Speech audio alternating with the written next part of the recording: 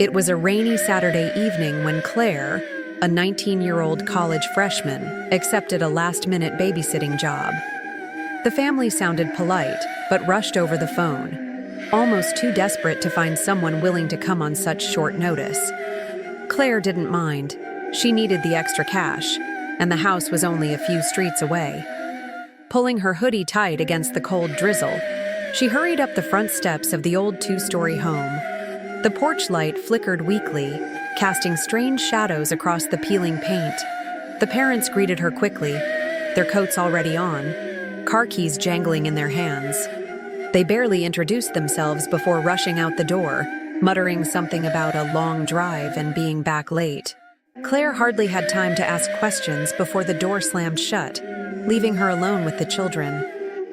The kids, two of them, a boy around 8 and a little girl about 6, stood silently in the living room. They were pale, with dark circles under their eyes, dressed in old-fashioned pajamas that looked a little out of place. Claire forced a smile, kneeling down to greet them. "Hey guys, I'm Claire. What do you want to do tonight?" The girl tilted her head but said nothing. The boy finally whispered, "We're not supposed to play after dark. He doesn't like it." Claire frowned. Who doesn't like it? But the boy simply turned away and walked toward the stairs. Trying to shake off the uneasy feeling, Claire made them a simple dinner, though neither child touched the food. They just sat there, wide-eyed, staring at the walls as though they were listening to something she couldn't hear. When she asked about TV, they both shook their heads at once. The girl whispered, "It makes him angry." The storm outside grew louder, rain slapping the windows as thunder rolled overhead. Later that evening, Claire settled into the couch with her phone. That's when she heard it, a soft scratching sound from upstairs. At first, she thought it was the wind, until the boy appeared suddenly at the bottom of the staircase. "Don't go up there," he said flatly. His eyes looked far too serious for a child his age. Claire's skin prickled, but she forced a laugh. "Okay, no problem." Around 10 o'clock, Claire decided to put the kids to bed. They obediently climbed the stairs without a word, their footsteps oddly silent against the creaking wood. She tucked them in, noticing how cold their hands felt when she brushed the blankets over them. The girl whispered, "Will you stay until we fall asleep? He comes when we close our eyes." Claire sat at the edge of the bed, heart racing, watching their eyelids flutter shut. For a moment, the room felt still. Then came the sound again. The scratching, only louder this time. It seemed to come from inside the closet. Claire swallowed hard and stood. She reached for the closet door but froze when she heard whispering. Backing away, she forced herself to leave the room, closing the door behind her. Downstairs, Claire tried calling the parents, but her call went straight to voicemail. She dialed again and again, each attempt failing. She was about to text when her phone buzzed in her hand. An incoming call from the parents. Relieved, she answered, but the voice on the other end was frantic. "You need to leave the house right now. We're so sorry. We didn't think you'd come after what happened." Claire's stomach turned cold. "What are you talking about?" she demanded. There was silence, then a whispered reply. "Our children died in that house years ago. Get out before he notices you." Her blood ran ice cold. Slowly, she looked up toward the staircase. At the top stood the little boy, watching her. His face was blank, his skin pale as chalk, eyes dark and empty.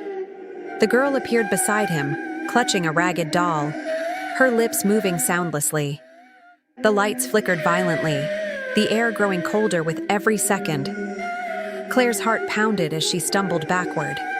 The children began to descend the stairs, but their movements were strange, jerky, almost puppet-like. She tried the front door, but the lock jammed. Behind her, she heard the girl's small voice, though it sounded layered, distorted, as if two people spoke at once. "He doesn't like when you try to leave." Claire spun around.